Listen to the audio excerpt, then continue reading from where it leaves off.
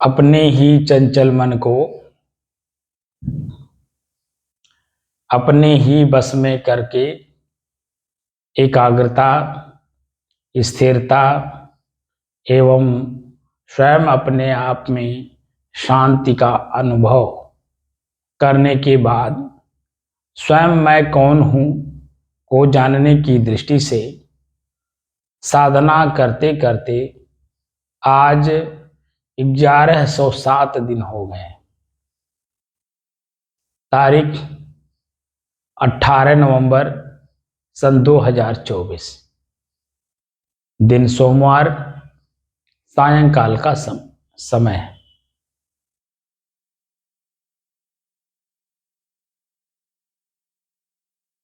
तो जो साधना की पद्धति हम लोग अपनाए हुए हैं, स्वयं मैं कौन हूं,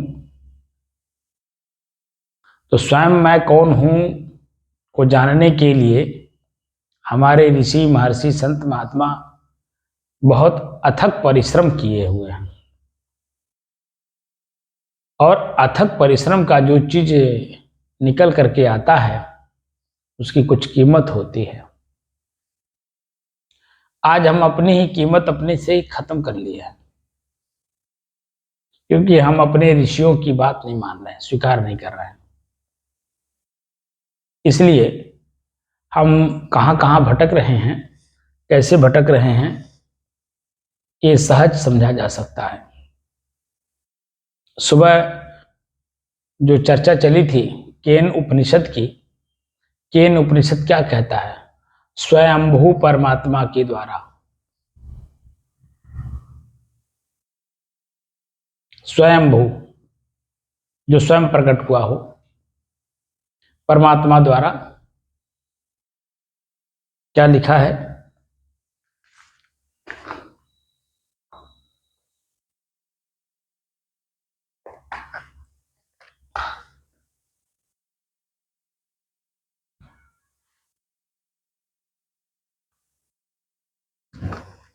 केन उपनिषद गीता प्रेस, स्वामी शंकराचार्य भाष्य। ये हमारे कबीर पंथ का निर्णय है। बोलिए, ये हमारे पूर्व के ऋषियों की है और उसके बारे में भी बताता हूं कि ये कहां से आया है। जितने भी उपनिषद बने हुए हैं, उपनिषद कहां कहां से आए, ये शायद आप लोगों को मालूम है कि नहीं। ये वेद के ऋचाएं हैं, ठीक है। ये सामवेदीय है। हमारा केन उपनिषद साम वेद का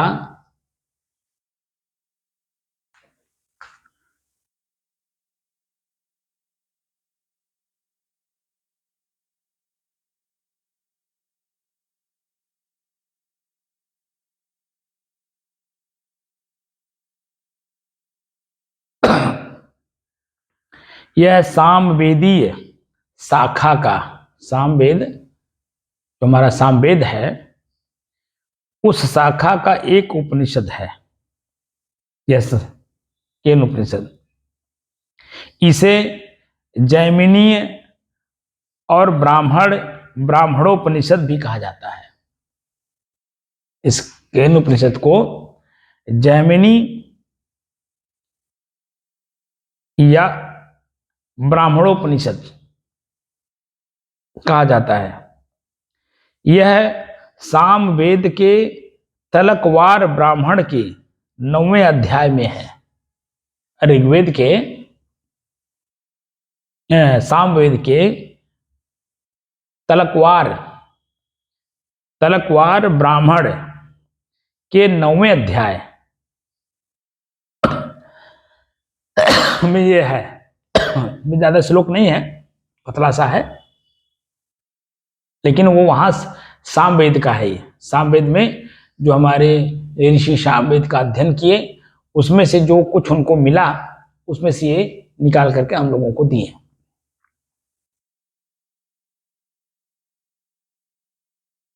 यह उपनिषद मन को स्थूल से सूक्ष्म की ओर,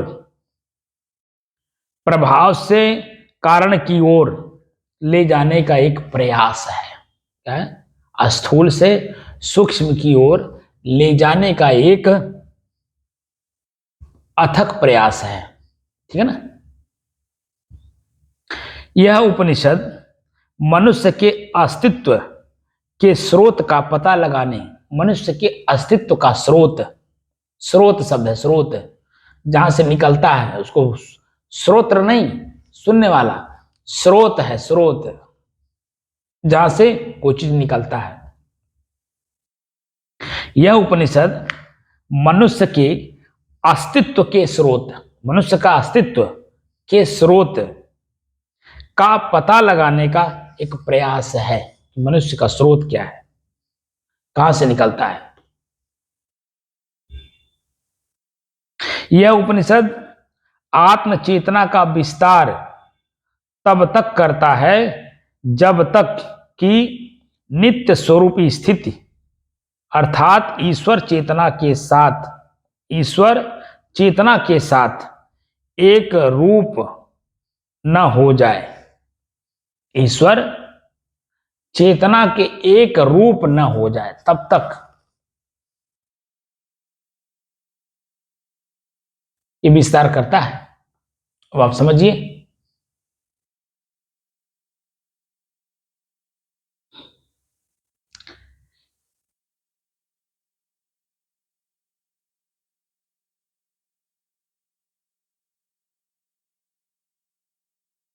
ये शब्द मैं जो बोल रहा हूं, ये शब्द केन उपनिषद में है।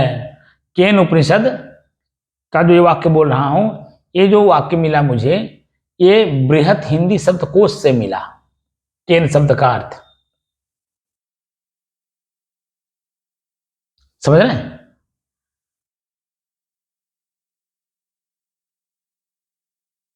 अभी आप लोगों को मैं जो 108 हमारे उपनिषद हैं, हम उनके बारे में भी आप लोगों को बताएंगे। इसलिए बड़ी गंभीरता के साथ साधना को करिएगा, क्योंकि शब्द एक सहारा है। इसी नाते कबीर साहब कहते हैं कि शब्द बिना सूरत आंधरी, हमारी अपनी जो सूरत है जिससे हमें ऊपर बढ़ना है वो आंधी है, क्योंकि शब्द के सहारे ही हम वहां तक पहुंचेंगे जो भी मैं चर्चा कर रहा हूं। उप माने निकट, निषद माने बैठना, निकट बैठना किसके, स्वयं अपने आप की, स्वयं अपने आप का ही परिचय करने के लिए हम लोग साधना कर रहे हैं कि मैं स्वयं कौन हूं, और उसके पूरे जिक्र इन उपनिषदों में है। इसी नाते मैं कहता हूं कि वेद, श्रुति, स्मृति, उपनिषद और शास्त्र और गीता बीजक और गोस्वामी तुलसीदास जी के मानस रामायण। मानस रामायण में क्या है कि बातें तो हैं लेकिन थोड़ा खिचड़ी टाइप की है, आप तो पकड़ नहीं पाओगे। जैसे एक शब्द कह रहा हूं कि सोहमस्मि इति वृत्ति अखंडा, सह अहम, सोहमस्मि, मस्म स अस्मि है, क्या है, इति वृत्ति अखंडा, दीप शिखासम सोई प्रचंडा, दीप के शिखा के समान, अगर झोंका नहीं है तो दीप का लौ सीधा चलता है, एक रस रहता है। और क्या लिखे हैं, बहुत सी बातें उसमें हैं जो हम आप नहीं जान पाते क्योंकि साधना तो करते नहीं, इसलिए उसी शब्दों में उलझ करके रह जाते हैं। जड़ चेतन ही ग्रंथि पड़ गई, मैं और मेरे शरीर का गांठ पड़ गई, जड़ चेतन ही ग्रंथि पड़ गई, यद्यपि छूटत कठ नहीं। हम लोग यहां छुड़ाने के लिए बैठे हैं। हम यानी चेतना, यानी जो आत्म तत्व आप लोग कहते हो, वो जड़ शरीर में आसक्त हो गया है। आंख से देख करके, कान से सुन करके, जीभ से बोल के, स्वाद लेके, नाक से सुगंध दुर्गंध लेके, हाथ से कुछ करके, पैर से चल के, इंद्रिय से कुछ भोग भोग करके उसका जो संस्कार बैठा दिए, ये संस्कार ही वास्तव में आपको अपने तक जाने नहीं देते हैं, उसको पहचानने नहीं देते हैं। और जब जानेंगे नहीं, पहचानेंगे नहीं, तो उसमें स्थित कैसे होंगे? अब बिना उसमें स्थित हुए आप बता दीजिए, प्रतिदिन 24 घंटा होता है एक दिन में, 8 घंटा आप सोते हो, और जब तक 8 घंटा 6 घंटा आप सोते नहीं हो, आपका अपना ही शरीर स्वस्थ नहीं होता अपने आप में। आप जैसे जैसे जगते हो, आपका अपना ही शरीर अस्वस्थ होने लगता है। आप हो इसमें जितना है, लेकिन फिर भी शरीर अस्वस्थ हो रहा है। यही आंख झपने लगती है, कान से सुनने में करुआसन लगता है, मुंह से आवाज नहीं निकलती है, पैर से चलने में असमर्थता दिखाते हैं, हाथ से कुछ काम नहीं होता है। जैसे जैसे समय आपका जागृत अवस्था में बीतने लगता है, तो सब कुछ छोड़ करके जब आप बिल्कुल अपने आप में एकदम जाने के लिए तत्पर रहते हो, यानी नींद की अवस्था आपको इसी आने लगती है कि जहां आपका शरीर अब काम नहीं कर रहा है, उसको नींद की जरूरत है, तो क्या करते हो? सब काम छोड़ के 6 से 8 घंटा सोते हो कि नहीं? इसीलिए मैं कहता हूं कि नींद में जाइए, लेकिन नींद को पहले देखिए, नींद को पहले जानिए, नींद को समझिए, तब आप नींद में जाइए। तो नींद भी आपको लगेगा कि कोई एक विषय है, इसके बारे में खोज करने की जरूरत है। नींद क्या है?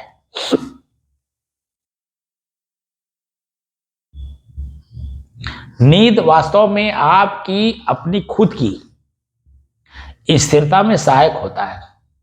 अगर वो सहायक ना हो, तो यही शरीर आपका हर दिन, आए दिन, हर दिन और आए दिन किस तरह का घटना घटा सकता है आपको मालूम नहीं, क्योंकि शरीर को ही अस्वस्थ करने के लिए नींद की जरूरत होती है।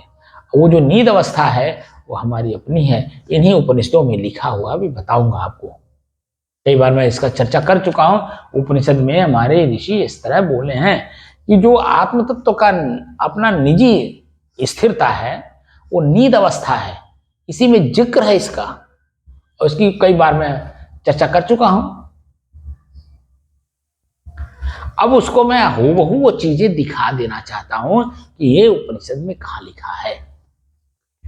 लेकिन जो मैं आपको बता रहा हूं कि आत्म माने स्वयं, आत्म का मतलब स्व, स्वयं को स्वयं कैसे जाना जाए, समझा जाए, देखा जाए और उसी में स्थिर हुआ जाए, क्योंकि ये आंख अपने को नहीं देखता, साधन की जरूरत पड़ती है। इसको शीशा कहते हैं, दर्पण। जब दर्पण में हम अपने चेहरे को देखते हैं तो हमारा चेहरा अपने आप, हमारी अपनी आंख देखती है अपने चेहरे को, आंख को भी अपने आंख को भी देखती है, लेकिन माध्यम क्या है? शीशा। शीशा मतलब क्या? ज्ञान, दर्पण। स्वयं की जानकारी करने के लिए जो स्वयं में स्थित महापुरुष हैं, उनकी शरण में गए बिना आपकी अपनी स्वयं की स्थिति नहीं बन सकती है। विद्वान आप बन सकते हैं, शब्द जाल में उलझ सकते हैं, शब्द जाल में लोगों को उलझा सकते हैं, लेकिन शब्द जाल काट करके स्थिर चित्त होना ये कोई बिरले करता है। इसी नाते अप्पय दीक्षित जी अपने नियम में उन्होंने लिखा है कि सब काम करना आसान है, श्लोक उन्होंने बाकायदे दिया है, लेकिन स्व ज्ञान ज्ञानिनो बिरला। स्व का ज्ञान करना स्वयं में ही ये कोई बिरला करता है। इसीलिए मैं आप लोगों को बार बार कहता हूं कि ये जो साधना मैं करा रहा हूं, ये करोड़ों में कोई एक करता है। अब आप समझ जाओ, ये करोड़ों में कोई एक करता है, और उन करोड़ों में मैं आपको एक मानता हूं कि आप भी उस करोड़ों में एक आदमी हो, जो मेरी साधना आप अपने तक जाने के लिए कर रहे हो, अपने को जानने के लिए, देखने के लिए, समझने के लिए और अपने आप में स्थिर होने के लिए। तो इसका जिक्र हमारे वेद से, इसीलिए मैं बार बार कहता हूं, सूत्र बोल देता हूं कि ऋग्वेद में इस बात का जिक्र है कि ऋते ज्ञानान न मुक्ति, बिना ऋत के ज्ञान के मुक्ति संभव नहीं है, ऐसा वो सूत्र कह रहा है। अब पुराने जमाने में, उस समय में खाली सूत्र चलता था बस। ये जो व्याख्या वगैरह है, ये व्याख्या वगैरह तो बहुत बाद में आया है। अगर व्याख्या भी हुआ भी है, स्वामी शंकराचार्य जी ने किया भी है, तो वो संस्कृत में किए हैं। अब संस्कृत की व्याख्या, ऋग्वेद की व्याख्या, उपनिषद की व्याख्या, श्रुति स्मृतियों की व्याख्या स्वामी शंकराचार्य जी ने किया है, लेकिन वो संस्कृत में है। और उसको हमारे जितने भी ऋषि हुए जो साधनारत रहे, वो साधक लोग अपनी भाषा में नीचे उतर के आके आपको हमको बताने की कोशिश की है। जैसे महात्मा बुद्ध हूबहू उपनिषदों की ही बात करते हैं, ऋग्वेद की बात करते हैं, जो हमारे रिसर्च है उस पर बात करते हैं। बशर्ते यह है कि जिस समय में वो बोल रहे थे उस समय में पाली भाषा था। अब पाली भाषा आप देखिए कहां कहां था। महात्मा बुद्ध बोध गया में उनको ज्ञान हुआ और प्रचार उन्होंने किया, सारनाथ से शुरू किया। अब सारनाथ कहां है, बोध गया कहां है। अब आप देखिए कि लुम्बिनी कहां है। अब इन्हीं क्षेत्रों में भ्रमण करते हुए स्थिर चित्त होकर के लोगों को अपने आप का ज्ञान कराने के लिए महात्मा बुद्ध जी कहा कि अपदीपो भव, स्वयं का दीपक स्वयं बनो। स्वयं के कमरे में आपने सामान रखा है तो सामान को जानोगे कैसे जब तक लाइट नहीं जलेगी, क्योंकि कमरा का मतलब बंद कमरा, उसमें अंधेरा होता ही है। अब अंधेरे में कोई चीज दिखता नहीं। हमारा शरीर एक मकान है, इस मकान में सब कुछ रखा हुआ है और आपने ही रखा है, किसी दूसरे ने नहीं रखा है। लेकिन चेतना के प्रकाश में जब आप रह करके उसे टटोलोगे, देखने की कोशिश करोगे, जानने और समझने का प्रयास करोगे, तो निश्चित है कि मिलेगा। मैं भी वैसे ही था जैसे आप हो। मैं कहीं आकाश से ऐसे सीधे नहीं आ गया हूं। मैं तो आपसे भी ज्यादा गया गुजरा हुआ आदमी था। मैं तो कुछ भी नहीं जानता था। वो तो कृपा है संतों की कि एक मूढ़ व्यक्ति आप लोगों के सामने कुछ बोलने की हिम्मत कर रहा है। ये किसकी देन है? ऋषियों की, संतों की देन है, जो मैं आप लोगों के सामने कुछ बोलने की हिम्मत रख रहा हूं। हमने भी बहुत इस पे खोज किया है, चेतना में रहने की कोशिश की है। संतों की एक एक अक्षर, जिसको अक्षरशः कहते हैं, उस पर मैं अपने आप को खरा उतर करके उसको हूबहू उस शब्द को देखने, जानने, समझने का प्रयास किया हूं, तब मैं आपके सामने बोल पा रहा हूं। नहीं तो शब्द, वही शब्द सभी लोग बोलते हैं। अभी हमें कल, मैं मगहर गया हुआ था, कबीर समाधि पे ही बैठा हुआ था, संजोग से वहां कई लोग आए। कल संडे था, तो संडे के दिन वहां दर्शनार्थी आते जाते रहते हैं। तो कुछ ब्रह्मा कुमारी के लोग भी आए हुए थे, खैलाबाद में लोग रहते हैं, खैलाबाद में। तो वो लोग बताए कि हम ब्रह्मा कुमारी से हैं, हम लोग वहां से दीक्षा लिए हैं। तो मैंने कहा ठीक है, अच्छी बात, आप कहीं से भी दीक्षा लिए रहो, हमारा आपत्ति इस पे नहीं है कि आप किससे दीक्षा लिए हो।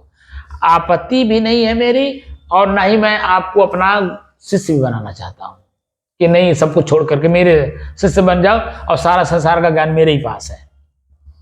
मेरा कहना यह है कि जो अध्यात्म है, अध्यात्म की गहराई में जाने का प्रयास करो।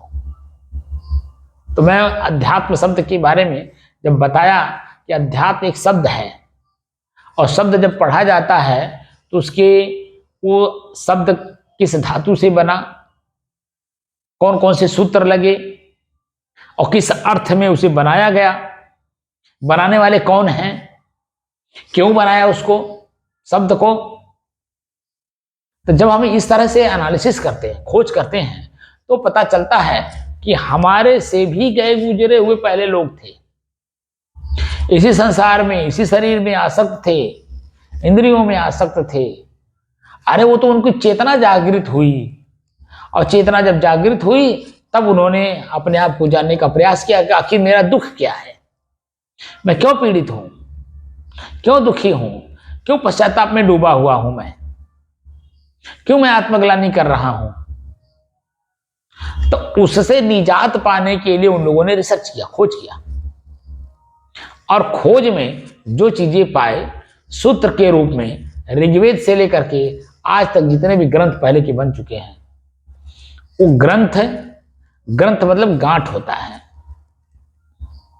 जो गोस्वामी तुलसीदास जी ने स्पष्ट लिख दिया कि जड़ चेतन ही ग्रंथ पड़ गई, गांठ पड़ गई है, तो उस गांठ से अपने को मुक्त करने का साधन है ये सब ग्रंथ जो लिखा जाता है। उपनिषद ग्रंथ है, वेद ग्रंथ है, शास्त्र ग्रंथ है। क्या मतलब हुआ, ये सब आपके अपने ही बनाए हुए गांठ को खोलने का, जानने का, समझने का प्रयास है। इसी नाते सदगुरु कबीर कहते हैं, शब्द ही के आधार पर आप अपने गांठ को बनाते भी हो और शब्द के आधार पर ही अपने गांठ से आप अपने आप को मुक्त भी करते हो। शब्द ही पकड़ना है हमें। अगर शब्द का वजन आप लेंगे तो निश्चित तौर पे आपकी स्थिति पहले जैसी थी बदतर, उससे आपकी स्थिति बेहतर बनने लगती है जब आप महापुरुषों के वाक्य को अक्षर से अपने जीवन में उतारने का प्रयास करते हो।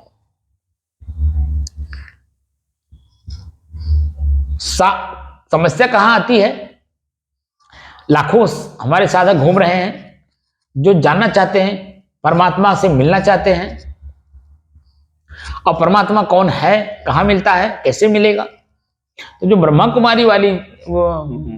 कुमारी के जो लोग थे, 2 लोग थे, मैंने उनका नाम पूछना भूल गया, क्योंकि चर्चा करना चाह रहा था तो कई लोग बैठे हुए थे, तो कुछ लोग तो खड़े खड़े जो अपनी बात को कहना चाह रहे थे। तो उसी में एक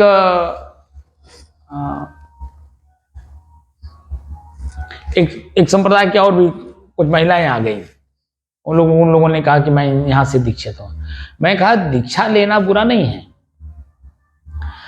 आप गुरु क्यों किए हो। सभी लोग एक ही बात कहते हैं, गो नाम अंधकार रो नाम प्रकाश। जो अज्ञान अंधकार से निकाल करके प्रकाश की ओर ले जाए और प्रकाश करा दे, वो मेरा गुरु। और हर गुरु अपने आप को प्रकाशवान कहता है। तो अंधकार क्या है, अंधकार है वासना। वासना का मतलब इच्छा, कल्पना, कामना, और हमारे भीतर अनेकों प्रकार की कामनाएं हैं। और तो कामना पूर्ति के लिए गुरु नहीं किया जाता है, कामना निवृत्ति के लिए, यानी वासना निवृत्ति के लिए हम गुरु करते हैं, ताकि जो हमारा दुख है वास्तव में वासना ही है। जैसे मैं शांति चित्त बैठा हूं, मेरे अंदर में कोई वासना नहीं, कोई कामना नहीं है, बैठा हूं शांत चित्त। अब एक कामना जागी कि जो मेरे पास ज्ञान है वो आप तक पहुंचाऊं। ये जो वीडियो बन रहा है कामना के अंतर्गत आता है। आप तक पहुंच रहा हूं, ये कामना है कि आप लोग जो भटक रहे हो, या गुरु लोग वर्तमान में हम लोगों को, जो सुज्ञ जीव हैं, जो चेतनावान बनना चाहते हैं, साधक बनना चाहते हैं, वो कहां कहां भटक रहे हैं, कैसे कैसे भटक रहे हैं, और कौन लोग भटका रहे हैं, उनसे आपको मुक्त करना चाहता हूं। कि स्वयं को जानना है, स्वयं में ही जानना है, स्वयं को जानना है, स्वयं में जानना है। तो स्वयं में स्वयं को कैसे जाना जाएगा, तो जब हम जहां पर फंसे हुए हैं, जो दलदल है तो मेरा शरीर ही है, तो शरीर में मैं कौन सी जगह पे दलदल में हूं, आंख एक मेरा दलदल है, कान मेरा दलदल है, जीभ मेरा दलदल है, नाक मेरा दलदल है। प्रकृति का जो व्यवस्था है, उस व्यवस्था में जो मैं उलझा हुआ हूं, उससे हमें सुलझना है, प्रकृति से मुक्त होना है और अपने आप को प्रकृति से मुक्त करना है। तो कैसे करोगे, उन्हीं उलझे हुए वृत्तियों से अपने आप को सुलझाने के लिए ये सब चीजें हैं। हमारे जो ऋषि महर्षि हैं, वो जो सूत्र दे रहे हैं, शब्द ही तो देते हैं सूत्र। आपको मैं बताया भी था, मैं जब संस्कृत पढ़ने के लिए हरिद्वार गया तो वहां जो हमें संत जी पढ़ा रहे थे वह मात्र 24 घंटे में एक सूत्र देते थे, एक सूत्र, अ ई ऊण।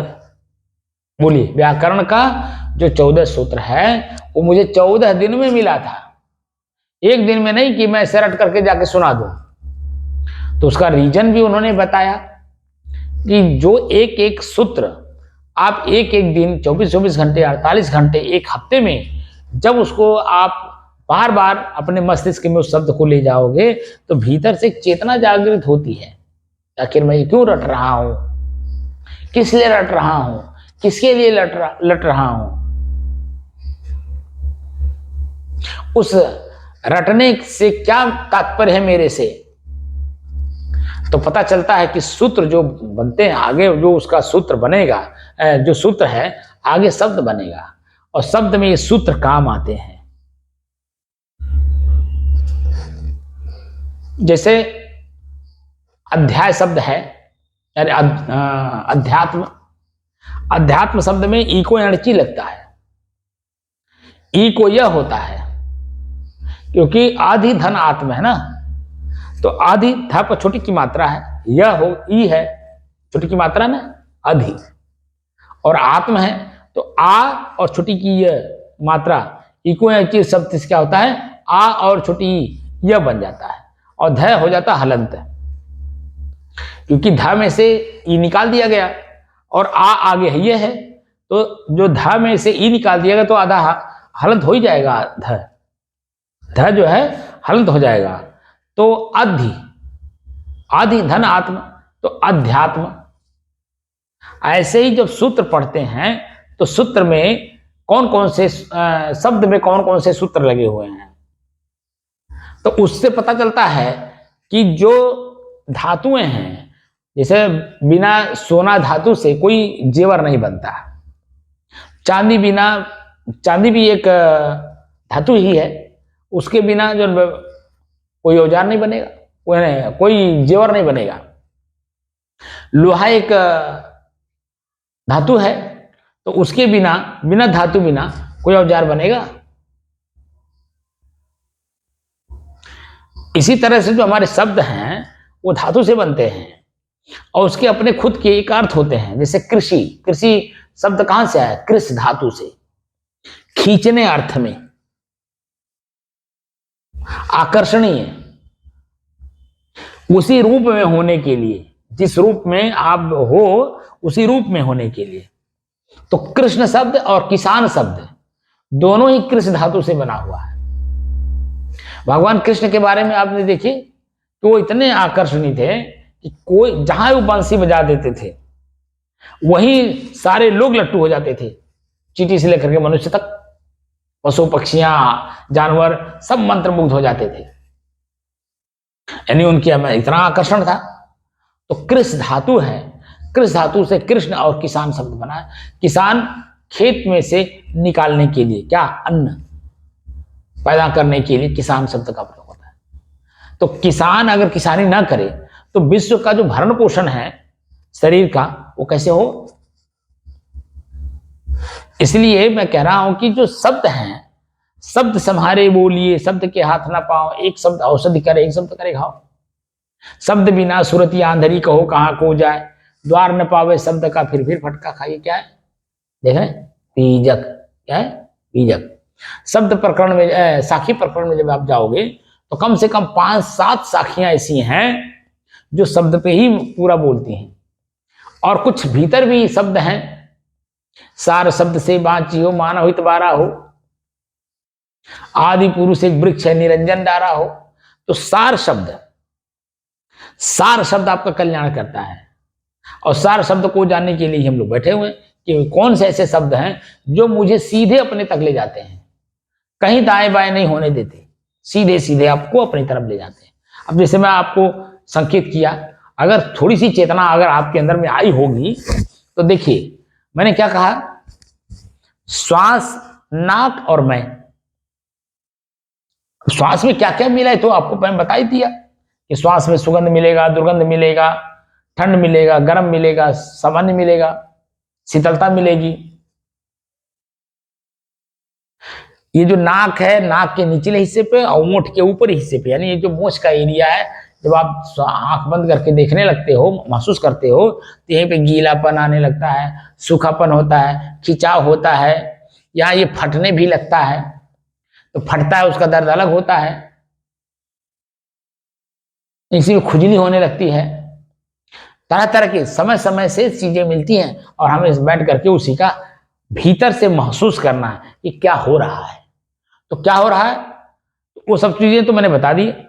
अब लास्ट में क्या आया कि नाक, श्वास और मैं। अगर चित्रा आ गई होगी तो सीधे सीधे आप समझ जाएंगे कि नाक एक साधन है श्वास को लेने के लिए। हमारे और शरीर के बीच में अगर कोई जोड़ने का काम करता है, आपस में तालमेल बैठा करके रखने का अगर कोई काम करता है, तो मेरा श्वास है। भोजन बिना, पानी बिना, नींद बिना आप हफ्तों दिन रह सकते हो, लेकिन श्वास बिना कब तक रहोगे। अभी आपकी नाक ऐसे दबा दी जाए, मुंह पर पट्टी बांध दिया जाए, नाक दबा दिया जाए, कितने देर रोकोगे। इसी शरीर से आपका बिछो हो जाएगा, इसी शरीर से आप बिछुड़ जाओगे, और कब तक बिछड़े रहोगे कोई पता नहीं है। क्योंकि इस शरीर से जब आप बिछुड़ जाओगे तो आपके ही अपने ही लोग, जिसको अपना कहते हो ना, वही लोग इस शरीर को जाके जला के खाक कर देंगे। तो फिर लौट के कैसे आओगे इस शरीर में। तुम कैसे जानोगे यही शरीर मेरा, मेरे लिए अमृत था, आज कहां चला गया, क्या हो गया। तो कुल मिलाकर के हमें अपने आप को ही जानना है, और अपने आप को ही जानने के लिए मैं आपको इस साधना के माध्यम से धीरे धीरे ले चलने की कोशिश कर रहा हूं, कि ताकि आप अपने आप को जान सको, देख सको, उसी में स्थिर हो सको, बल्कि वही हो जाओ। पतंजलि योग दर्शन में यही बात कहा जाता है, योग का मतलब जुड़ना होता है। किससे जुड़ना? अपने आप से, स्वयं से जुड़ना है। योगस चित्त वृत्त निरोध है। चित्त में यानी मन में जो वृत्त पहले से संस्कार बना, वृत्त मतलब संस्कार, जो संस्कार आप बना रखे हो ना, अच्छे या बुरे का, सुख या दुख का, हानि और लाभ का, ये दोनों को निकाल दीजिए, एक को भी मत रखिए। जैसे नींद अवस्था में आप अपने आप में रहते हो, लेकिन आपको मालूम नहीं कि मैं कहां हूं। तो अब जागृत अवस्था में मुझे नींद भी लेना है, तो भी जागृत अवस्था में देखकर, जानकर, समझ करके नींद में जाना है। तो आपको पता चलेगा कि नींद आती कैसे है। आप लोगों को, हमको तो किसी को पता तो है नहीं कि नींद कैसे आती है। वो तो दिन भर देखते रहते हैं, आंख थकी रहती है, आंख के पीछे देखिए बारीक बारीक नसें हैं, ब्लड का सर्कुलेशन होता नहीं है। वो लगातार देखने से आंख के जो पुतलियां हैं, इनके पीछे जो नसें हैं, उनमें से जो खून होता है वो जल जाता है। तो यहाँ पे खुजली भी होने लगती है, आंख थकने लगता है, झपरी आने लगती है, ये जो आंख है अपने आप ढपने लगता है, मालूम होने लगता है कि व्यक्ति को नींद आ रहा है। वो थकान है, शरीर की कमी है। यहां हमें कोई कमी नहीं छोड़नी है, सब सर्वगुण संपन्न हो करके हमें अपने आप तक जाना है। यानी आंख की जो रिक्वायरमेंट है, हर 2 घंटे में 5 से 10 मिनट तक आंख को बंद किया करें, बिल्कुल शांत। कान से 2 घंटे के बाद कुछ भी ना सुने, कम से कम 10 मिनट तक अपने कान को बचाएं। जानकारी भी रखें कि किसी का भी शब्द हमारे कान में ना जाने पाए, क्योंकि जैसे शब्द कान में जाता है तो हमारी चेतना उसी की तरफ चली जाती है, अपनी चेतना अपने में नहीं रह जाती। उस शब्द के माध्यम से चला, शब्द के जहां से आ रहा है, कहां से आ रहा है, कौन बोल रहा है, क्यों बोल रहा है, किसके लिए बोल रहा है, उसका क्या अर्थ है, वो उसमें चला जाता है। आंख सामने देखता है, भाई इनको मैं देखा हूं, कहां देखा हूं, एक प्रश्न मन में उठ जाता है, कब देखा, किसके साथ देखा, किस जगह देखा, तरह तरह के प्रश्न उठ जाते हैं।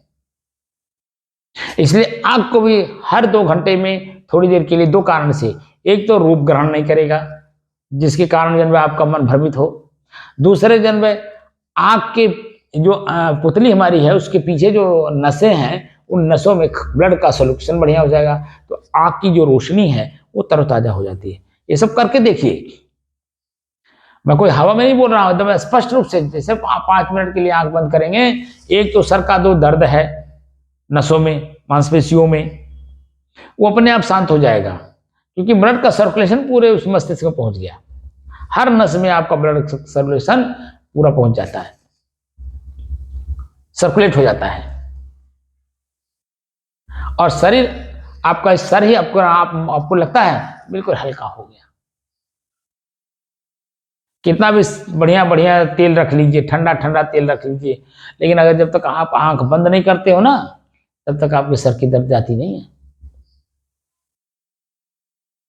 इसलिए बहुत सोच समझ करके साधना करना है, क्योंकि हमें अपने आप में जाना है, और हम अपने आप से कब से बिछुड़े हैं, कौन बिछुड़ाया है, मैं स्वयं बिछुड़ा हूं या किसी ने हमें बिछुड़ा दिया है, ये पूरी स्थिति जानना पड़ेगा। इसीलिए मैं बार बार कहता हूं कि जिसको आप बहुत महत्व देते हो सकता है वही भटका रहा हो। जैसे आपके शरीर के पार्ट्स, आंख, कान, नाक, हाथ, पैर, जिस शरीर में तुम आसक्त हो या हम आसक्त हैं, ये शरीर ही मेरे लिए अपने तक जाने नहीं देता है, तो और लोग कैसे जाने देंगे? हमारे आपकी तरह ही सभी लोग भटके हुए हैं अपने शरीर से ही। हमें कोई नहीं भटकाता, हमारा शरीर ही हमको भटका देता है। कभी सब लोग कहते हैं 9 मन सूत उलझ न सुलझे, तो हम अपने 9 मन सूत में उलझे हैं। 9 मन सूत क्या है? शब्द, स्पर्श, रूप, रस, गंध, यानी इंद्रियों के विषय। और क्या है? अंतःकरण। 5 विषय और अंतःकरण, तो 9 हो गए। शब्द, स्पर्श, रूप, रस, गंध, 5 इंद्रियों के 5 विषय हो गए। और मन, चित्त, बुद्धि और अहंकार, ये 9 हैं जो मुझे अपने तक जाने नहीं देते। इसलिए अपने में जाना है, अपने आप में स्थिर होना है। हम अपने में ही रहना चाहते हैं, हमेशा एकदम संतुष्ट रहना चाहते हैं, तृप्त रहना चाहते हैं, लेकिन हम उससे इतना दूर हो चुके हैं कि पुनः अब उसी में हमें लौटना पड़ रहा है, मेहनत करना पड़ रहा है, जो कि मैं वही हूं, लेकिन अब अपने में ही जाने के लिए मुझे मेहनत करना पड़ेगा, क्योंकि मैं भटक चुका हूं। भटकाव खत्म करना होगा। अब भटकाव क्या है? भ्रम। ये भ्रमभूत सकल जग है, सारा संसार भ्रम में जी रहा है। और वो भ्रम दूर कैसे होगा? खुद को जानिए, भ्रम दूर कर लीजिए। कौन सा भ्रम कहां पर है, कैसा है, किस रूप में है, सब समझ में आ जाएगा। बस खाली एक बार अपने सीट पर बैठ जाओ और इस गाड़ी को ड्राइव करो। अपनी सीट का मतलब स्थिरता, अपनी खुद की स्थिरता में एक बार स्थिर हो जाओ, फिर देखो शरीर कैसे चलता है और कौन चलाता है। स्पष्ट हो जाएगा कि आपके ही द्वारा आपका शरीर चलता है। लेकिन आज स्थिति यह है कि शरीर हमको चला रहा है, मैं शरीर को नहीं चला रहा हूं। यही भ्रम है, और इसी भ्रम से हमें कन्फर्म होना है, निश्चिंत होना है, निष्फिक्र होना है, निर्द्वंद होना है अपने आप में। दर्शन को दिल चाहिए तो दर्पण में आजत रहिए, और दर्पण लागी काई तो दरस कहां से पाई। काई माने विकार, विकार माने विषय वासना। वासना से जो हम ग्रसित हैं, उन्हीं वासनाओं से अपने को मुक्त करना है। कहां कहां फंसे हैं, तो अपनी जो फसान है, दलदल है, उसे ऊपर आने के लिए हमारे ऋषि, वो लोग भी दलदल में थे। उन लोगों ने अपने आप को पहले मुक्त किया अपनी वासना से, और उसके बाद तब समाज के उन लोगों को जो हम आप हैं, ऐसे लोगों को अपने समय में शिक्षा दे करके, शिक्षा ज्ञान दे करके नहीं, शिक्षा दे करके, शिक्षा का मतलब पास में रख करके, सिखा करके, जना करके, प्रैक्टिकल करा करके उनको अपने आत्म तत्व तक पहुंचने का पूरा प्रयास उन लोगों से कराया। अब जो लोग किए वो तो मुक्त हो गए, लेकिन जो नहीं किए, हमारे आप जैसे लोग भटक रहे हैं अभी। तो जब तक आप करोगे नहीं, और अपने आप स्थिर होगे नहीं, तब तो भटकोगे। इसलिए भटकाव खत्म करने के लिए हमारे जो ऋषि मार्गदर्शन किए हैं, उस मार्गदर्शनों पे हमें स्वयं चलना होगा। इसलिए स्वामी विवेकानंद जी कहते हैं, उठो, जागो, और जाग करके कहां जाओ? महापुरुषों की शरण में जाओ, जहां से तुम्हें अपनी खुद की चेतना मिलेगी कि मैं कौन हूं, मैं क्या कर रहा हूं।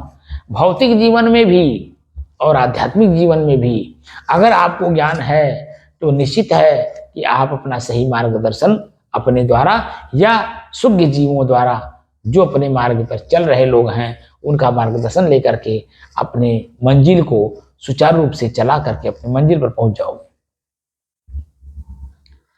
मंजिल मेरा स्वयं को है, स्वयं को ही जानना है। और स्वयं को जानने के लिए हमें क्या करना होगा?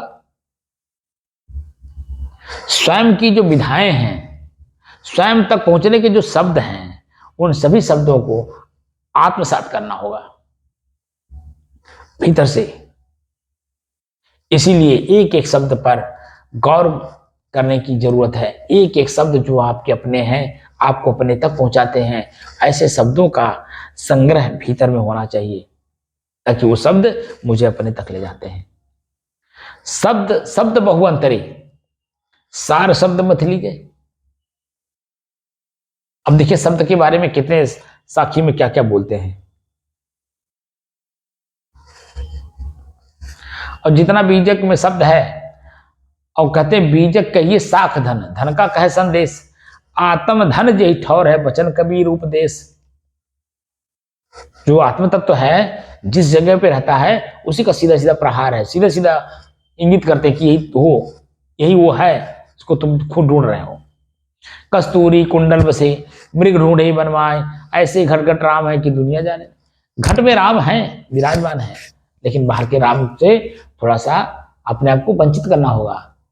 उनके पीछे जाने की बजाय अपने पीछे जाना होगा, क्योंकि राम जो शब्द है वो दो धातुओं से बना हुआ है, रम और घम। रम का मतलब रमण करना होता है, उसी में लीन होना होता है, और घम का मतलब आकाश होता है। आकाश की तरह आप स्वच्छ हो, निर्मल हो, स्थिर हो, स्फटिक पत्थर की तरह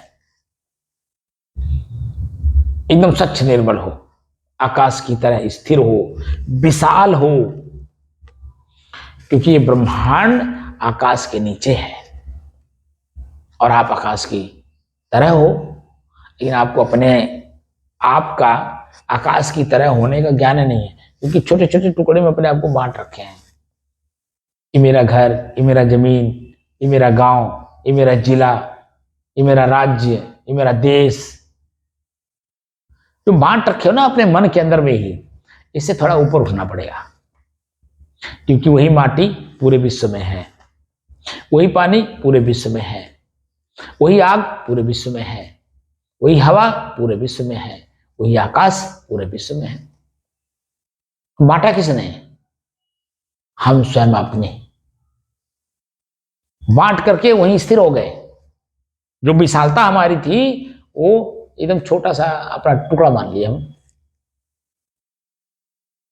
क्योंकि शरीर में आसक्त है ना, इसलिए शरीर जहां रहता है उसी को अपना मान लेता है। जैसे शरीर में हूं, ऐसा माना हूं, मैं लाल बाबा हूं, मैं राम लखनदास हूं, जो कि शरीर का नाम है, मेरा नहीं। मेरे कर्म के आधार पे जनता मेरा नाम रखी है, मेरे माता पिता जनता ही में ही आते हैं, मैं नहीं हूं। मेरे गुरुजन, संत, महात्मा, विद्वान, सुखी जीव, समझदार जितने भी लोग हैं, सब कौन है? मनुष्य तो हैं।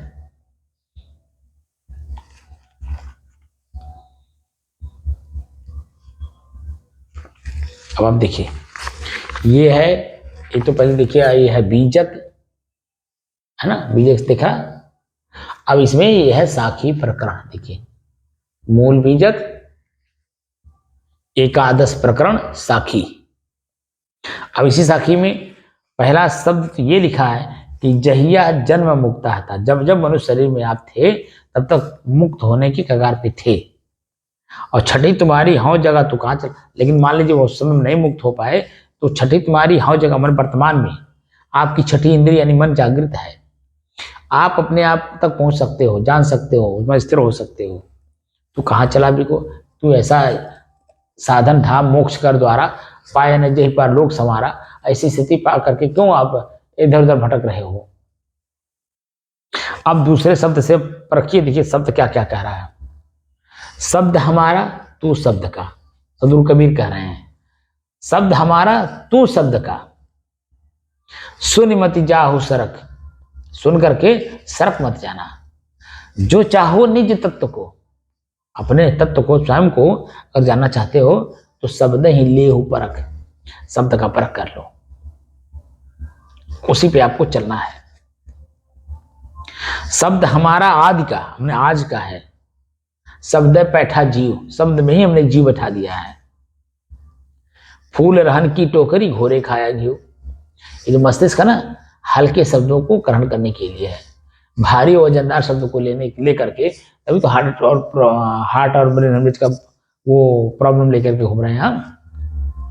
हल्का रहने के लिए फूल को रखने के लिए टोकरी है ये मस्तिष्क। हल्के शब्द रखो, प्रसन्न मुद्रा में रहो। ब्रह्मभूत है प्रसन्न आत्मा, न सोचित न कांक्षति, समय सर्वेषु भूतेषु मद भक्ति लभते परा। मस्तिष्क मुस्कुराने के लिए है, हंसने के लिए। जब अच्छे शब्द होंगे, हल्के शब्द होंगे, अपने शब्द होंगे, स्वयं के शब्द होंगे तो आप मुस्कुराहट आएगी। लेकिन जैसे ही आप जब बाह्य शब्द को अंदर घुसे रहे, वैसे आप अपने आप दब गए, शब्द के नीचे दब जाओगे। शब्द बिना सूरत आंधरी, कहो कहां को जाए। द्वार न पावे शब्द का, फिर भटका खाए। शब्द शब्द बहु अंतरे, सार शब्द मत लीजे। कहीं कबीर जहां सार शब्द नहीं, धृग जीवन सो जीजे। शब्द मारा गिर पड़ा, शब्द छोड़ा राज, और जिन जिन शब्द विवेक किया तिनका शरीरों का। शब्दों पर जो विवेक किया ना, उसी का काम सर गया, मतलब बन गया। शब्द हमारा आदि का, पल पल कर हुई याद, अंत फलेगी माहली ऊपर की सब बात। अंत में जो सार शब्द आपको मिल जाएगा ना, मैं यही हूं, जैसे मिला सारे संसार का दुख वही खत्म, क्योंकि मैं वही हो गया जो मैं हूं।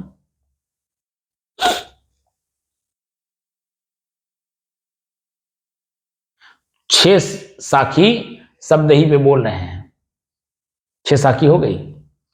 दूसरी साखी से लेके 7वां साखी तक शब्द ही पे बोल रहे हैं, और आगे भी सचेत कर रहे हैं। जिन जिन सम्मल ना कियो संगत, सम्मल मतलब संगत, जिन जिन सम्मल ना कियो असपुर पाटन पाए।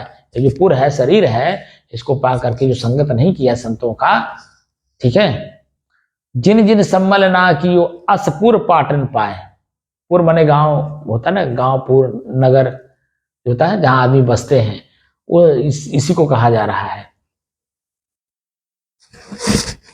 या जिन जिन सम्मल ना कियो असपुर पाटन पाए, झाल परे दिन आथे सम्मल कियो न जाए। जब ये शरीर कमजोर हो जाएगा, आंख से दिखाई नहीं देगा, कान से सुनाई नहीं देगा, जीभ से बोल नहीं पाओगे, गला रुध जाएगा, उस अवस्था में क्या करोगे। अभी तो चेतना है, इस चेतना में रह करके बहुत कुछ कर सकते हो, लेकिन जब सब कुछ जहर रुध जाएगा, ये शरीर आपके लिए कांटा हो जाएगा, तो कुछ नहीं कर पाओगे। कितनी ऊंची बात कह रहे हैं। और क्या कह रहे हैं, यहां ही सम्मल कर ले, अभी इसी वक्त से यहां ही सम्मल कर ले, आगे भी सही बाट। शरीर में रहते रहते सम्मल कर ले, संगत कर ले, आगे भी सही बाट। आगे जहां भी जाओगे मनुष्य शरीर छोड़ करके, वो विषयी बाट है। बाट माने रास्ता, विषय से भरा हुआ है। जो जन्म मरण का मूल कारण है उसे विषय वासना कहते हैं। उसी विषय वासना में सभी लोग चींटी से लेकर के मनुष्य तक सब वासना में बंधे हुए हैं, और उसी में दुख भोग रहे हैं। इसी से अपने आप को मुक्त करना है। कैसे मुक्त करोगे, इंद्रियों के अपने बस में करने के बाद तब मालूम होगा कि क्या चीज हमें बस में और करना है।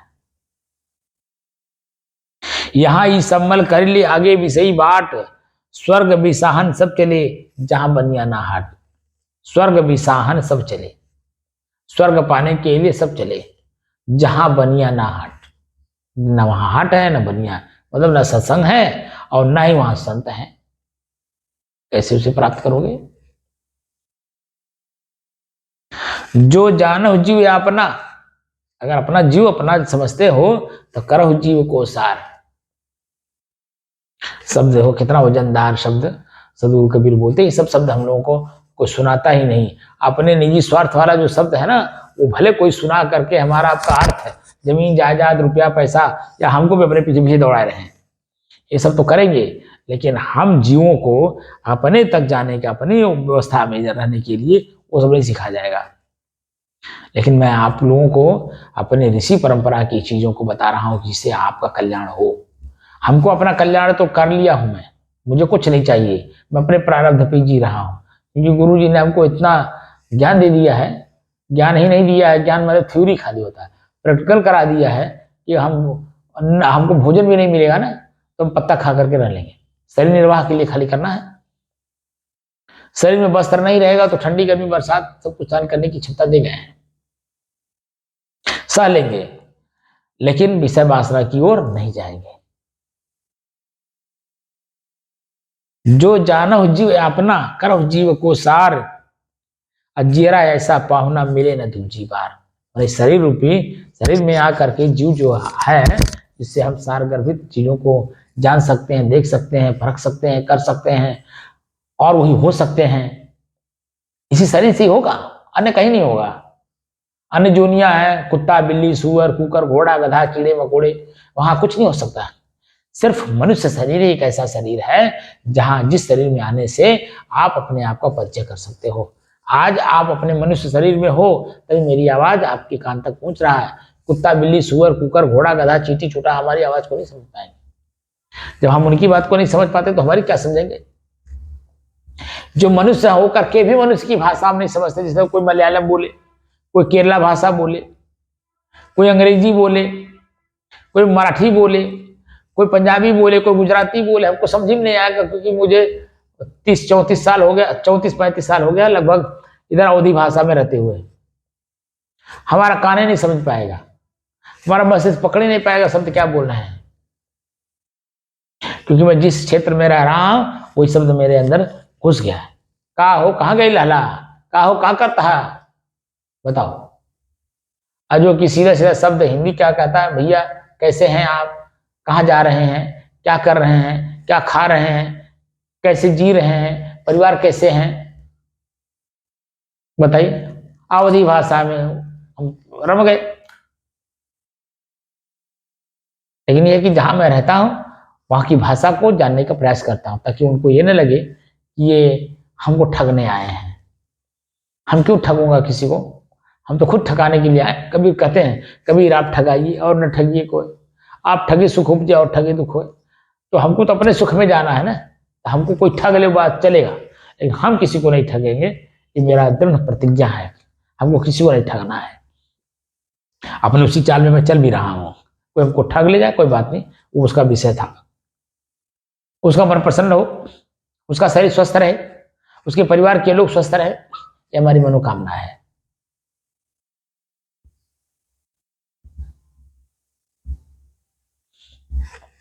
शब्द तो बहुत सारे लिखे हुए हैं, लेकिन हम लोग चर्चा करने बैठे हैं केन उपनिषद के जो भाष्य है। देखिए ये तो है केन उपनिषद, जो सुबह चर्चा किए थे, इसी के बारे में चर्चा करना है। और देखिए ये ईशावास्योपनिषद है, देखिए ईशावास्योपनिषद, तैत्तिरीयोपनिषद, मुंडकोपनिषद, श्वेताश्वर उपनिषद, देखिए सब गीता प्रेस गई हैं, ठीक है ना। अभी मैं जो जिक्र करूंगा, जो पद भाष्य तो हो गया, वाक्य भाष्य बाकी है। जितना सुबह बोला हूं उसका वाक्य भाष्य बाकी है, तो उसको मैं वहां तक ले चलूंगा जहां सुबह, जितना सुबह ले गया था ना पद भाष्य में, उतने वाक्य भाष्य में ले चलते हैं।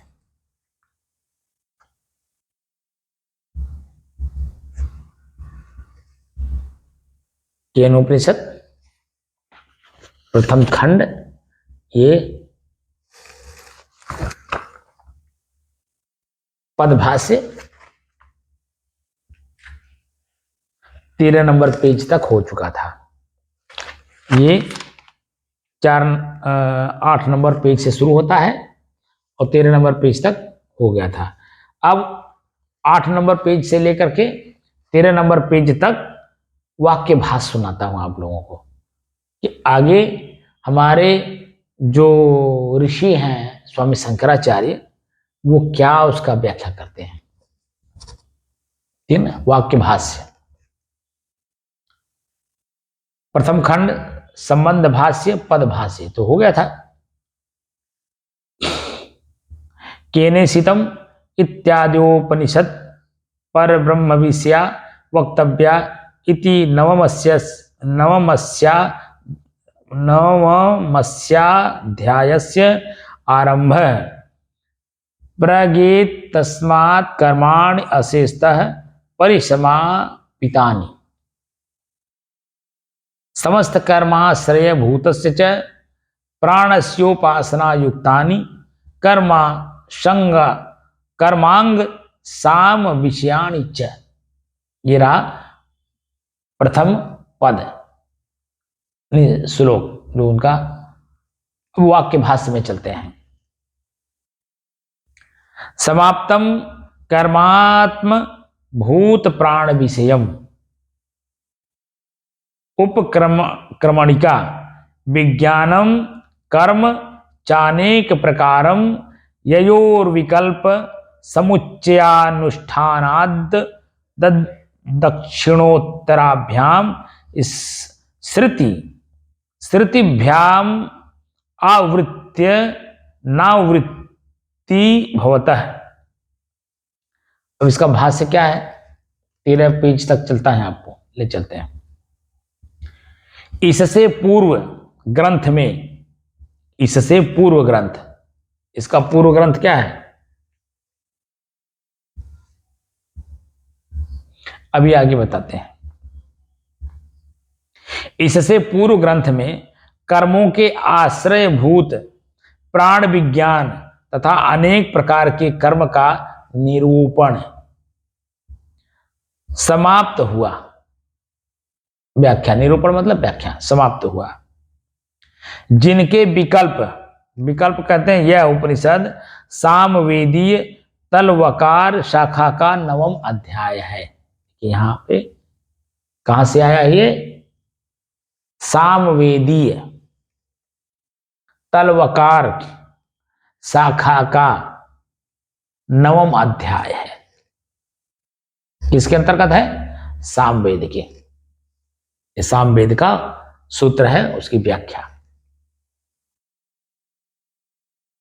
और समुच्चय किसको कहते हैं?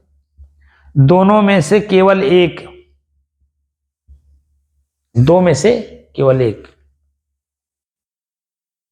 जिनके विकल्प और समुच्चय के अनुष्ठान से दक्षिण और उत्तर मार्गों द्वारा क्रमशः आवृत्ति यानी आवागमन, आवृत्ति मतलब आवागमन, और अनावृत्ति मतलब क्रम मुक्ति, जिससे हम मुक्त हो गए। क्रम मुक्ति, जो लगातार चला रहा था क्रम, उस क्रम से मुक्ति मिल गई। आवृत्ति का मतलब आवागमन और अनावृत्ति का मतलब क्रम मुक्ति हुआ करती हैं। इसके आगे देवता ज्ञान और कर्मों के समुच्चय का निष्काम भाव से अनुष्ठान करने से जिसने अपना चित्त शुद्ध कर लिया है। देखिए, मैं नहीं कह रहा हूं, ये केन उपनिषद कह रहा है, और वही मैं आपकी चित्त की शुद्धि करा रहा हूं कि चित्त की शुद्धि होती कैसे है, किस प्रकार से होती है, किस साधन से होती है। ठीक है ना। वो कला मैं सिखा रहा हूं, और ये सब बातें उपनिषद में सब लिखे भरे पड़े हैं, लेकिन न कोई पढ़ता है और न पढ़ने वाला, अगर कोई पढ़ता भी है तो वो उसको समझता ही नहीं है, क्योंकि कोई समझाने वाला नहीं है। क्योंकि साधना जब तक आप नहीं करेंगे तब तक ये ऋषियों की बातों को समझना इतना आसान नहीं है। जब तक खेती करने वाला खुद खेती नहीं करेगा, तब तक दूसरे किसान का या विशेषज्ञ जो अधिकृत व्यक्ति हैं, अधिकारी इसको कहते हैं, कृषि अधिकारी, उनकी बात को कैसे समझोगे? क्योंकि नए नए खोज करते रहते हैं, कृषि में ही, खेती में ही नया नया अनुसंधान होता है, किस किस तरह की फसल बोई जाए, उसमें पैदावार ज्यादा हो, कम लागत लगे, कम समय लगे, कम समय में ज्यादा उपजाऊ हो, पानी कम देना पड़े, खाद कम देना पड़े, निराई कम करना पड़े, तमाम चीजें उसमें शोध चलता रहता है। और वो शोध जो है कृषि विज्ञानी करते रहते हैं, अधिकारी हमारे आपके बीच में उसे ला करके प्रचार प्रसार करते रहते हैं। तो हम जब उनके नियमानुसार चलते हैं तो हमें पता चलता है कि हम जो पहले से खेती कर रहे हैं उसमें, और जो वैज्ञानिकों के दृष्टिकोण से खेती करने की जो कला हमें बताई जा रही है उसमें कितना अंतर है। तो समझ में बात आता है कि मैं जो कर रहा हूं वो सही नहीं है। अब वैज्ञानिक लोग तर्कसंगत काम करते हैं, क्योंकि जो काम जब करते हैं उसको नोट करते हैं डायरी में। क्या हम आप नोट करते हैं कि खेत में जुताई कब करनी है, किस तारीख को, कितने बजे, वो सब उनके पास नोट रहता है। कौन सी खेती करनी है हमें, उस खेती की जुताई कब हुई, पानी कब दिया गया, चिखराई कब हुई, कितनी बार जोता गया, कितने बार के खर्च, उनमें खर्च क्या आए, कितने लोग लगे, वो सब डिटेल लिखे जाते हैं। उसको बोलते हैं प्रोजेक्ट। प्रोजेक्ट बना करके जब आप काम करते हो ना, तब आपको पता चलता कि मैं सही दिशा में हूं या गलत दिशा में हूं। हम तो ऐसे मनमानी चल रहे हैं, कब पानी देना है, कब खाद देना है, कब जुताई करना है, कब गुड़ाई करना है, कब निराई करना है, कुछ पता नहीं है, बस जब वह हो जाए। क्योंकि बिना मन के विवाह कनपटिए सेनुर, क्योंकि किसानी तो कर रहे हैं लेकिन बिना मन के कर रहे हैं। ऐसे ही अध्यात्म में अगर आप आए हो तो बिना मन के मत आइए, मन बनाइए, पहले लक्ष्य बनाइए, हमें क्या चाहिए, कैवल्य चाहिए, मोक्ष चाहिए, स्वरूप स्थिति चाहिए, आत्म स्थिति चाहिए, कैवल्य चाहिए, क्या चाहिए आपको, निर्वाण चाहिए, चाहिए क्या? तो जब चाहिए क्या, एक अंदर से इच्छा होगी, तो मैं वहां पहुंचा कि नहीं पहुंचा। अभी रास्ते में कितने व्यवधान हैं, जैसे स्वरूप स्थिति, आत्म स्थिति, कल्याण, मोक्ष, सब क्या शब्द ही तो हैं। जैसे दिल्ली, बंबई, कलकत्ता, मद्रास, तो भारत के लोग हैं। अब विदेश जाना है, कनाडा हो गया, अमेरिका हो गया, इधर कौन कौन से देशों का नाम लो, तो एक शब्द हो गया वो। आज जब शब्द वहां पहुंच करके जब आप स्थिर होते हो तो पता चलता है हाँ मैं कहाँ हूं, नाइजीरिया में हूं या कनाडा में हूं या अमेरिका में हूं या इंग्लैंड में हूं, वेस्ट इंडीज में हूं कि श्रीलंका में हूं कि नेपाल में हूं, कि पता चला कि घर ही हूं। शब्द कहीं भी कोई भी इच्छा बनाओगे तो उसमें शब्द अपने आप आ जाए, जुड़ जाता है। तो शब्द हमारा एक लक्ष्य हो गया। उस लक्ष्य पे मैं पहुंचा कि नहीं पहुंचा, उसमें पहुंचने में कितने व्यवधान आ रहे हैं। तो जो व्यवधान आ रहे हैं उन व्यवधानों को कौन दूर करेगा, तो जो लक्ष्य बना रहा है वही तो दूर करेगा। तो साधना हम कर रहे हैं अपने आप तक जाने के लिए, स्वयं को पहचानने के लिए, स्वयं में स्थिर होने के लिए। तो मेरा जो व्यवधान है वहां तक पहुंचने के लिए वो कोई दूसरा दूर करेगा, हमें स्वतः दूर करना होगा। हमारा व्यवधान कोई दूसरा नहीं दूर कर सकता। भूख है हमारा अपना खुद का व्यवधान है, प्यास है हमारा खुद का व्यवधान है, नींद हमारा खुद का व्यवधान है। अपने आप का व्यवधान हमें स्वयं अपने आप में करना होगा, समाधान करना होगा। हमारा काम तो कोई दूसरा नहीं करेगा, क्योंकि कार्य मेरा है, लक्ष्य हमारा है। स्वयं को स्थित करना है, सदैव के लिए दुख से मुक्त होना है। तो दुखी कौन है, दुख से मुक्त होना कौन चाहता है? आप दुखी हो, हम दुखी हैं, बस दूसरा कोई दुखी है ये नहीं है। तीसरा, एक आप दुखी हो, एक मैं दुखी हूं, तो मैं अपने दुख का तो निवारण कर लिया। अब आप लोगों के जो दुख का निवारण करना है उसका संसाधन बता रहा हूं। अगर आप करोगे तो निश्चित अपने दुख से मुक्त हो जाओगे वासना से, और अगर नहीं किए तो खाली सुन करके, हमारे जो साधक थे 3 साल तक लगातार चले, वो भीतर से कुछ करते ही नहीं थे। वो क्या जाने कि चित्त वृत्तियां कैसे साफ होती हैं, कैसे निराई होती है, चित्त में वृत्ति कौन सी है, जो कि मैं सब कुछ बताता हूं। वो खाली बैठ करके सुनते हैं, कोई मतलब नहीं। मैं इसीलिए अन्य जब एक आदमी को 3 साल लगातार करके देख लिया, और बड़े बड़े यहाँ जो कहलाने वाले लोग हैं, जो बड़े बड़े पदों में बैठे हुए हैं, वो भी जाते हैं साधना करने, एंजॉय करने जाते, साधना करने नहीं जाते, एंजॉय करने जाते हैं। जीभ का स्वाद लेते हैं, आंख का विषय लेते हैं, कान का शब्द लेते हैं। वो क्या जाने साधना कैसे होती है। जहां म्यूजिक बज रहा हो, डांस कर रहे हो, तो कान का शब्द नहीं है, कमर हिला रहे हो, मस्तिष्क घूम रहा है। आप बस में करने गए हो कि अपने आप को और उसी में उछालने गए हो? इतना भी अपने पास अकल ना हो तब बता दीजिए पढ़े लिखे मूड है कि नहीं। हम पढ़ लिख करके मूड है। एक तो मूड गंवार होता है जो पढ़ा लिखा नहीं है, एक हम पढ़ लिख करके मूड है, क्योंकि शब्द इतना पढ़ लिए हैं कि शब्द का कीमतें नहीं समझते हैं, इतना ज्यादा पढ़ लिए। चरित्र में ना हो। अभी मैं फेसबुक पे अपना वो वीडियो अपलोड कर रहा था कल या परसों। एक व्यक्ति मिला, कक्षा 12 तक पढ़ा हुआ है, और वो जूता मैंने चमड़े से जूता बनाता है, उसका वो बड़ा व्यवसाय है, उसी से अपना उसका भरण पोषण होता है। और उसके बारे में लोग विश्वविद्यालयों में पढ़ रहे हैं, वो खुद भी लेक्चर देने जाता है विश्वविद्यालयों में। बताइए, मुझे मिला भी यूट्यूब पर, फेसबुक पे। अब आप बताइए कि जो सिर्फ 12 पढ़ा है लेकिन अपने काम में दक्ष है, वो कहता है ये मेरा अपना निजी, मेरा उसको बोलते हैं भरण पोषण का साधन, मेरा अपना खुद का साधन है। हम अपने साधन से क्यों जब नफरत करें, या क्यों हम उसका परित्याग करें? हम उसी से काम भी करेंगे और उसी से जब अपनी जिंदगी पार भी लगाएंगे, क्योंकि वो मुझे भोजन देता है, मेरा व्यवसाय है, मेरे परिवार का भरण पोषण करता है, उससे मुझे एंजॉय करना चाहिए, प्रसन्न मुद्रा में उस कार्य को करना चाहिए। ऐसे ऐसे भी लोग हैं जिसको, जैसे रविदास जी हैं, आप तो देखे ही होंगे कि रविदास जी जीवन भर जूता ही बनाते रहे, लेकिन जब उनका मन शुद्ध हो गया तो मीरा जैसी राजघराने की लड़की उनकी शिष्या हो गई। क्योंकि जब आप अपने कर्म को देखते हो तो बाहर के कर्म को भी देखते हो, और बाहर के कर्म को जब देखते हो तो अपने भीतर के भी कर्म को देखते हो।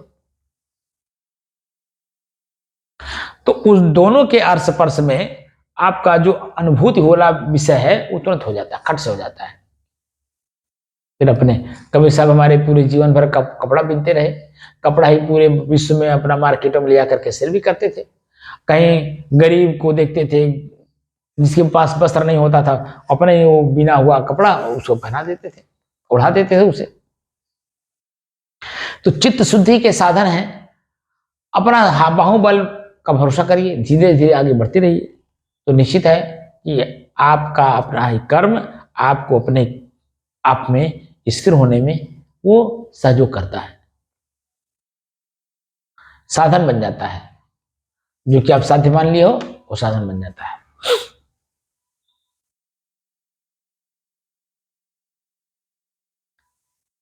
इसके आगे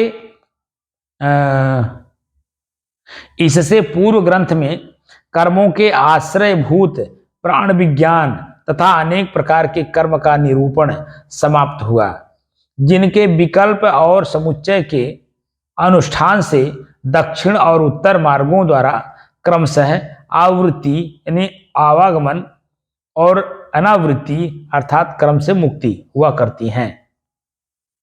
इसके आगे देवता ज्ञान और कर्मों के समुच्चय का निष्काम भाव से अनुष्ठान करने से जिसने अपना चित्त शुद्ध कर लिया है, जिसका आत्मज्ञान का प्रतिबंधक रूप दोष नष्ट हो गया है, जो द्वैत विषय में दोष देखने लगा है तथा संपूर्ण बाह्य विषयों का तत्व जान लेने के कारण जो संसार के बीज स्वरूप अज्ञान का उच्छेद करना चाहता है, उस आत्म तत्व के जिज्ञासु को आत्म स्वरूप के तत्व का ज्ञान कराने के लिए केने सितम आदि मंत्र से यह नवा अध्याय आरंभ किया जाता है।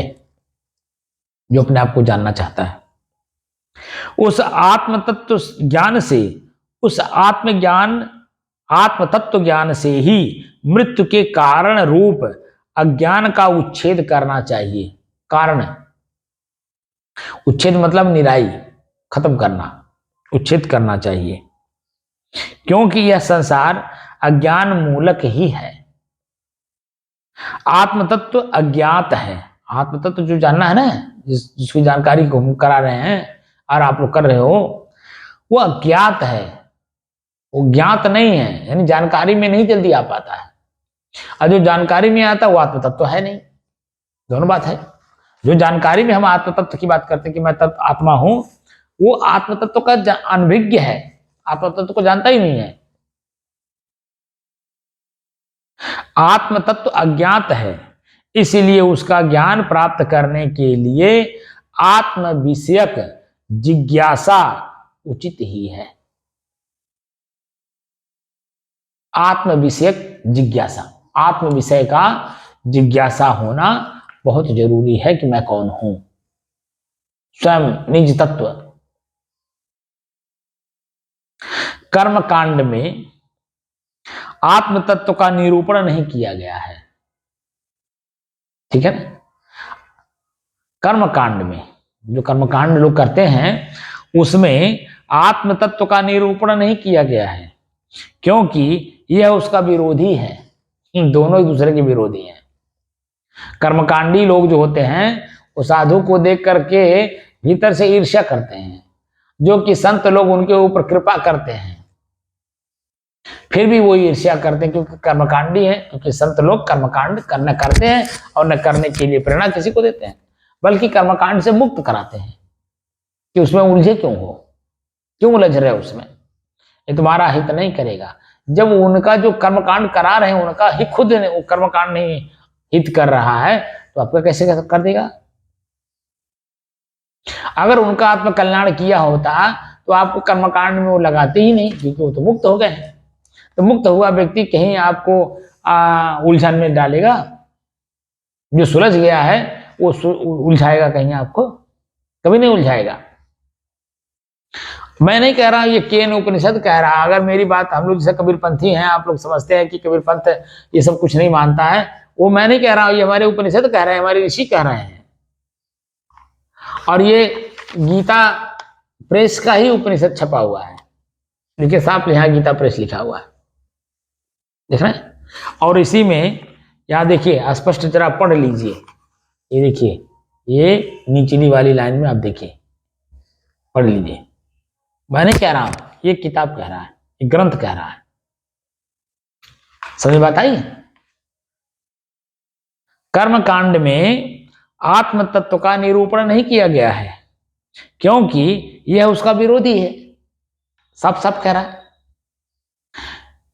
इस विशेष रूप से जानने योग्य आत्म तत्व का कर्म कांड में विवेचन नहीं किया जाता, उसकी विवेचना कर्म कांड में नहीं होती है। और कर्मकांड करने वाले को ये सब प्रिय भी नहीं लगता है।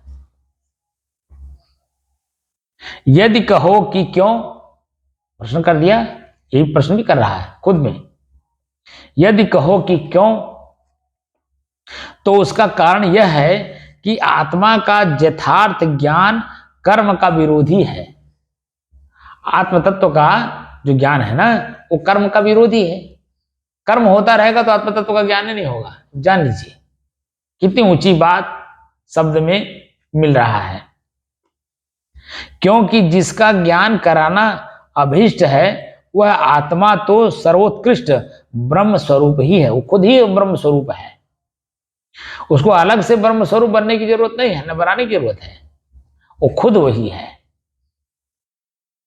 ये कह रहे हैं। क्योंकि जिसका ज्ञान कराना अभीष्ट है वह आत्मा तो सर्वोत्कृष्ट ब्रह्म स्वरूप ही है।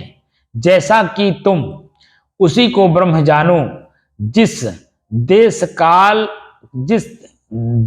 कालावच्छिन्न वस्तु की लोक उपासना करता है, वह ब्रह्म नहीं है। जिस ब्रह्म का उपासना आप लोग करते हो ना, वह उपासना वो ब्रह्म नहीं है। वह जो उपासना है वो ब्रह्म नहीं है। इस श्रुति से सिद्ध होता है जो पुरुष स्वराज्य पर अभिषिक्त होकर ब्रह्म भाव को प्राप्त हो गया है, वह किसी के भी सामने झुकने की इच्छा नहीं करता है। किसी के सामने नहीं झुका है। अतः जिसने यह जान लिया है कि मैं ब्रह्म हूं, उससे कर्म नहीं कराया जा सकता। अपने आत्मा को आप्त काम ब्रह्म मानने वाला पुरुष किसी भी प्रवृत्ति को प्रयोजनवती नहीं देखता। प्रयोजन में आएगा ऐसा नहीं देखता वो। और कोई भी प्रवृत्ति बिना प्रयोजन के हो नहीं सकती।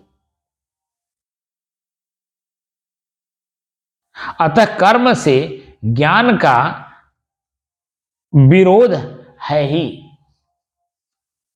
अतः कर्म से ज्ञान का विरोध है ही। इसीलिए कर्मकांड में आत्मज्ञान का उल्लेख नहीं है। इसीलिए कर्मकांड में आत्मज्ञान का उल्लेख नहीं है। अर्थात जिज्ञासा किसी विज्ञान विशेष के संबंध में ही होती है। जिज्ञासा जो होती है ना, विशेष ज्ञान में होती है, विज्ञान में। यदि कहो कि तब तो कर्म का आरंभ ही न किया जाए, तो ऐसा कहना ठीक नहीं है, क्योंकि निष्काम कर्म पुरुष का संस्कार करने वाला होता है। क्योंकि निष्काम कर्म पुरुष का संस्कार करने वाला है, संस्कारित करने वाला है। कर्म करोगे संस्कार आपके अच्छे बनेंगे, लेकिन अच्छे कर्म का। पूर्व ग्रंथ में यह लिखा है, यदि आत्मा के अज्ञान का कारण होने से आत्मज्ञान द्वारा कर्म का परित्याग कराना ही अभीष्ट है, तो कीचड़ को धोने की अपेक्षा तो उसे दूर से न छूना ही अच्छा है। यदि आत्मा के अज्ञान का कारण होने से आत्मज्ञान द्वारा कर्म का परित्याग कराना ही अभीष्ट है, तो कीचड़ को धोने की अपेक्षा तो उसे दूर से न छूना ही अच्छा है। इस उक्ति के अनुसार कर्म का आरंभ न करना ही उत्तम है, क्योंकि वह अल्प फल वाला है और अधिक परिश्रम वाला है तथा आत्यंतिक कल्याण तत्व विज्ञान से ही होता है। तथा आत्यंतिक कल्याण तत्व विज्ञान से ही होता है। तत्व विज्ञान समझ रहे हैं? तत्व, 5 तत्व। अभिज्ञान शब्द लगा हुआ, ज्ञान माने जानकारी, भी विशेषण लगा दिया, विशेष प्रकार से, यानी मैं स्वयं कौन हूं। निज तत्व है ना, 5 तत्व, माटी पानी आग हवा आकाश, और निज तत्व यानी मैं।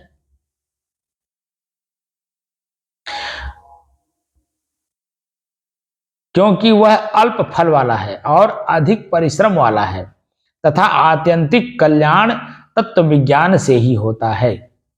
अब देखिए सिद्धांत क्या कहता है। सिद्धांती लोग क्या करें, सिद्धांती कहते हैं ठीक है, परंतु यह अविद्या मूलक कर्म जो भोगों की कामना करता है तथा इस प्रकार जो कामना करने वाला है इत्यादि श्रुतियों के अनुसार सकाम पुरुष के लिए ही अल्प फलत्वादि दोषों से युक्त यानी जुड़ा हुआ तथा बंधन कारक है। निष्काम पुरुष के लिए नहीं। उसके लिए तो कर्म अपने निर्वर्तक यानी निष्पन्न करने वाले और आश्रयभूत प्राणों के विज्ञान के सहित संस्कार के ही कारण होते हैं। देवयाजी श्रेष्ठ हैं या आत्मयाजी, इस प्रकार आरंभ करके वाजसनेय श्रुति में कहा है कि आत्मयाजी अपने संस्कार के लिए ही यह समझकर कर्म करता है कि इससे मेरे इस अंग का संस्कार होगा। आंख से देखना, संतों को देखिए, सदग्रंथों को पढ़िए तो संस्कार बनेगा, लेकिन संस्कार अच्छे बनेंगे। तो देवयाजी श्रेष्ठ है या आत्मयाजी? इस प्रकार आरंभ करके वाजसनेय श्रुति में कहा है कि आत्मयाजी अपने संस्कार के लिए ही यह समझकर कर्म करता है कि इससे मेरे इस अंग का संस्कार होगा। यह शरीर महायज्ञ और यज्ञों द्वारा ब्रह्म ज्ञान की प्राप्ति के योग्य किया जाता है। यज्ञ के द्वारा शरीर को ब्रह्म ज्ञान की प्राप्ति के योग्य बनाया जाता है। यज्ञ, दान और तप ये विद्वानों को पवित्र करने वाले ही हैं। इत्यादि स्मृतियों से भी यही बात सिद्ध होती है। अकेला या कर्म के साथ मिला हुआ होने पर भी प्राण आदि विज्ञान सकाम पुरुष के लिए तो प्राणत्व यानी प्राप्ति का ही कारण होता है, किंतु निष्काम पुरुष के लिए वह दर्पण के मार्जन के समान आत्मज्ञान के प्रतिबंधकों का निवर्तक होता है। हाँ, जिसे आत्मज्ञान प्राप्त हो गया है उसके लिए निष्प्रयोजन होने के कारण कर्म के आरंभ की अपेक्षा ही नहीं होती है। जैसा कि जीव कर्म से बंधता है और आत्मज्ञान से मुक्त हो जाता है, इसलिए पारदर्शी यति जन कर्म नहीं करते। यति माने सन्यासी, यति जति सती। पूर्व काल में कर्म मार्ग और सन्यास ये दो मार्ग थे, उनमें सन्यास ही उत्कृष्ट था, यानी सबसे उत्तम था। किन्हीं ने त्याग से अमरत्व प्राप्त किया तथा इसके सिवा और कोई मार्ग नहीं है, इत्यादि श्रुतियों से भी सिद्ध होता है। युक्ति से भी, ये 15वां पेज नंबर 15, ये 14 नंबर भूल गए, 13 से आगे। युक्ति से भी कर्म ज्ञान के साक्षात साधन नहीं है। युक्ति से भी कर्म ज्ञान के साक्षात साधन नहीं है। कर्म तो चित्त शुद्धि के द्वारा ज्ञान के साधन हैं। कर्म तो चित्त शुद्धि के द्वारा ज्ञान के साधन हैं। अमृतत्व की प्राप्ति तो ज्ञान से ही होती है, जैसा कि ज्ञान से अमृतत्व की प्राप्ति कर लेता है, विद्या से अमृत को पा लेता है, इत्यादि श्रुति स्मृतियों से प्रमाणित होता है। जो मनुष्य नदी के पार पहुंच गया है वह अपने अभीष्ट स्थान पर जाने के लिए स्वतंत्रता प्राप्त होने पर भी नौका को न छोड़े। ऐसा कभी नहीं होता। जो वस्तु स्वतः सिद्ध है उसे कोई भी पुरुष साधनों से सिद्ध नहीं करना चाहता है। आत्मा भी स्वभाव सिद्ध है, अपने आप में सिद्ध है, और इसीलिए वह प्राप्त करने की इच्छा करने योग्य नहीं है, क्योंकि आत्म स्वरूप होने के कारण वह नित्य प्राप्त ही है। वो स्वयं प्राप्त है अपने आप में, वो नित्य भी है, प्राप्त भी है, क्योंकि मैं हूं, मैं अपने आप से कभी छूट सकता हूं। संस्कार भी छूट जाते हैं, बदल जाते हैं, निष्क्रिय हो जाते हैं, सक्रिय भी रहते हैं, सब कुछ होता है, लेकिन वो किस पर चल रहे हैं, किस पर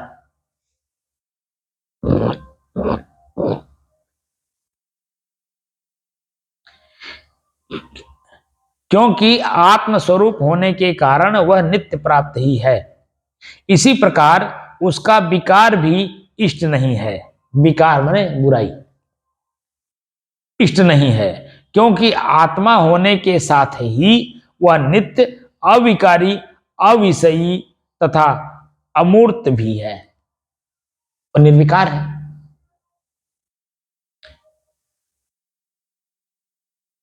अब अगला जो वाक्य भाष्य है फिर कल शाम को बताएंगे, क्योंकि कल सुबह जो है पद भाष्य का समय आएगा।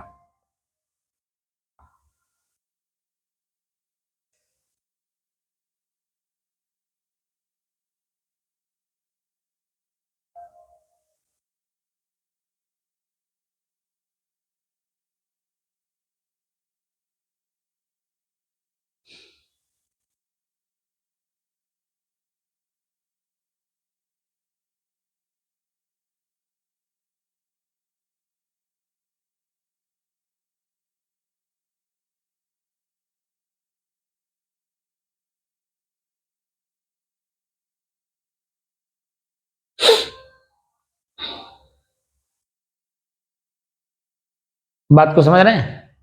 कर्मकांड आत्मज्ञान में बाधक है। कर्मकांड का मतलब आंख से देखना भी कर्मकांड है, कान से सुनना भी कर्मकांड है, जीभ से बोलना, स्वाद लेना, नाक से सुगंध दुर्गंध लेना, पैर से चलना, मुंह से खाना, यानी सब कर्मकांड में आता है। एक कर्मकांड जो पंडित जी लोग कराते हैं, एक कर्मकांड जो हमारा शरीर खुद कराता है। ठीक है ना? आंख का कांड अलग है, कान का कांड अलग है, जीभ का कांड अलग है। समझते हो ना? कांड घटना। आपकी आंखें धोखा खा जाती हैं, आपका कान शब्द सुन करके धोखा खा जाता है, और समझे? इसीलिए समझने का प्रयास करिए। कर्म का कांड है, कर्म का घटना, समझे? समझने का प्रयास करोगे तो निश्चित तौर पे मैं कौन हूं को जान जाओगे। इसी शरीर से नहीं जानने का प्रयास करोगे, दो चित्त में रहोगे, तो दो चित्त में तुम पहले से है ही हैं, और आज भी अगर इस शरीर को अगर मैं मान के काम करोगे तो निश्चित है कि दो चिता सब बना रहेगा, क्योंकि शरीर ही मैं हूं ऐसा मन कहता है। मैं शरीर नहीं हूं ये सिर्फ स्वयं कहते हैं, क्योंकि स्वयं शांत स्वरूप है, स्थिर स्वरूप है, और स्थिर स्वरूप को हम जान नहीं रहे हैं। ठीक है? साहिब बंदगी साहिब।